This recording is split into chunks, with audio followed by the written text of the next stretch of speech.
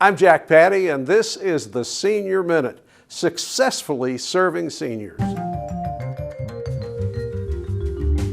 Hello, I'm Councilmember Shayla Lynch. I honorably serve the 2nd District, and welcome to the Senior Minute.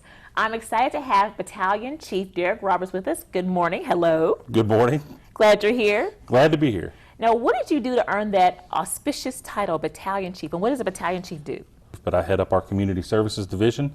That entails all the public classes that we teach. It also encompasses our smoke alarm program, which might be a good thing to talk about today. Yes, that is on the list. How long have you been with our fire department? I'll start my 20th year next month. Oh, wow, that's awesome. Congratulations. Yeah, that's awesome. That's awesome.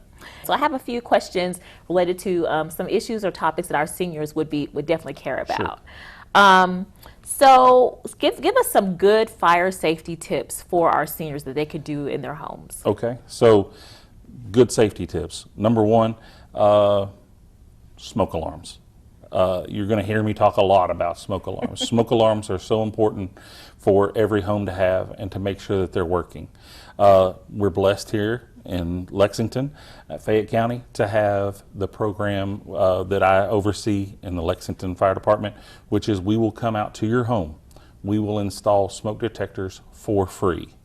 So there's really no excuse for you not to have working detectors in your home because we will come and do it for free. So smoke alarms are very important. Other things that are important, it's important to have a method of like fire protection, and that would be our fire extinguishers. So what we like to do is we like to teach, when we teach that class, everyone, we want them to have one in their home, have it in a spot where they're most likely going to have it. What we often find is that we'll have a fire extinguisher and it'll be where most people think they need it, which is right beside the stove. Well, what happens is that's where the fire occurs most of the time.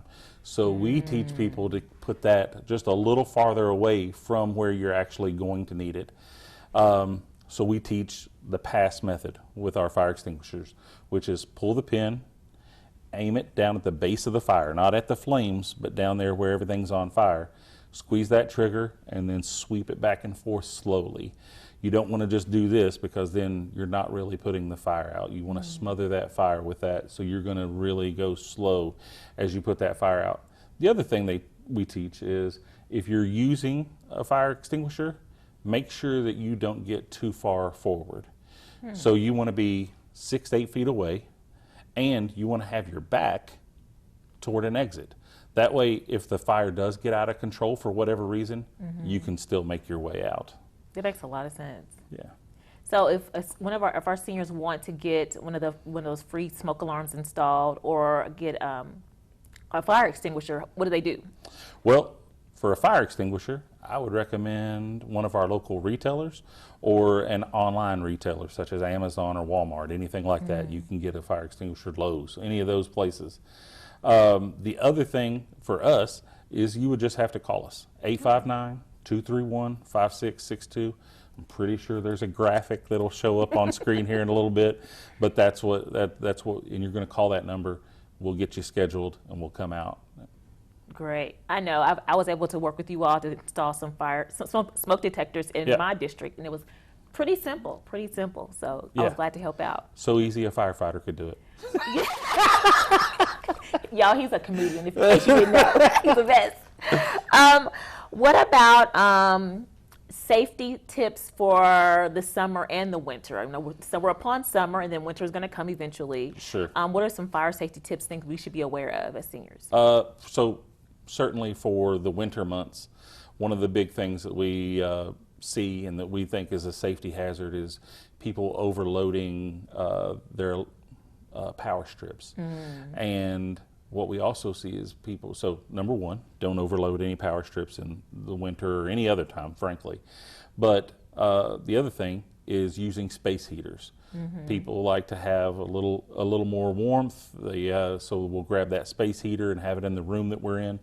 So big thing there is space heater safety. What we want to do is we want to make sure that we're plugged directly into the wall, not into an extension cord, not into a power strip, but directly into the wall. The second thing that we want to make sure we're doing is give that appliance 3 feet of space all the way around it. That way nothing is coming down on it. We don't have combustibles around it. So those are really important things to do.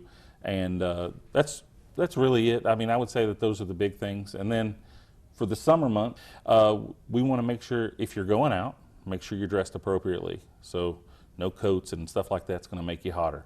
So wear light, looser fitting clothing. That's one big thing. The other thing that we'd recommend, make sure you stay hydrated. And then the last thing is if it's really, really hot and you don't have to be out in it, don't get out in it. Great. Those are great tips. Should a fire escape plan, is that something that we should all have and somewhere written down in our home? How should that work? 100%. You should have at least an idea of what your plan is. And at the very least, if you have children and everyone, accountability is a huge thing with the fire department. So what we want is we want a plan where you know where you and your family are going to go in the case of a fire. And that's going to be somewhere outside, and it can be something we are going to meet at the neighbor's house. We're going to meet across the street at the mailbox. We're going to meet somewhere that is not right directly next to our home. So that's really important. One of the things that was brought up is for seniors or older adults, one of the things that we want to be aware of is sometimes there's mobility issues there. So they can't get out, let's say. If they can't get out, what you want to do is you want to make an area of refuge. And so that'll be a room that you're going to go into. And you're going to shut that door and put some towels down at the bottom of that door so you don't get that smoke. Most fire fatalities occur because of smoke inhalation, not because of thermal burns. So it's important to keep that out. So we would recommend doing that. The other thing that I'm going to go ahead and say is, the very important thing, is to, when you call 911 to report that fire, tell us where you're at. That way we know where to go to get you out. So that's a really important thing. And a lot of times people, they'll call, they'll report it, they'll hang up. But let's not do that. Let's call. They'll try to keep you on the line. They'll try to get as much information as you can. So if you're on the second floor, say I'm on the second floor, I'm in my bathroom, I'm in my bedroom, wherever that is, let us know that. That way when we get there on scene, we know where you're at. We're not going to waste time finding out. That's great. That's great. Let's see, what have I forgotten? You talked about smoke alarms. Even though these are our seniors, they could be caring for their grandchildren. You all put in car seats as well. We sure do. So we have car seat technicians. We have 5 car seat, what we call stations. So we have 5 stations and 5 companies across the Fayette-Urban County government or across Fayette County that we have, and those are designated to have. So you can call the same phone number, 859-231-5662, to schedule a car seat. And what we'll do is we'll come out, or you can go to those stations, we'll schedule a time, and they will teach you how to put that in. So we don't just install them, we teach you how to, and that's the biggest thing. That's awesome. And as we're wrapping up here, my last plug is for the Citizens Fire Academy. I'm a recent graduate. It was a phenomenal experience. Yep. How can folks participate in that? Well, we have an online application that you can find online, or I've said this phone number several times, but 859-231-5662, and that'll get the process started. They'll be able to email you out the application, fill out that application, send it back. We do a spring and a fall class, so we'll have a fall class, and we normally try to shoot for 25 to 30 participants. If you want to learn what the fire department's about, we have 8 weeks programs, and each week is hands-on. You learn something, and we feed you. Most of the fire department's pretty good cooks, so we'll take care of you, and we'll make sure, and you'll learn a little something along the way. Well, thank you so much, Battalion Chief Derek Roberts, for joining us on the Senior Minute. Thank you.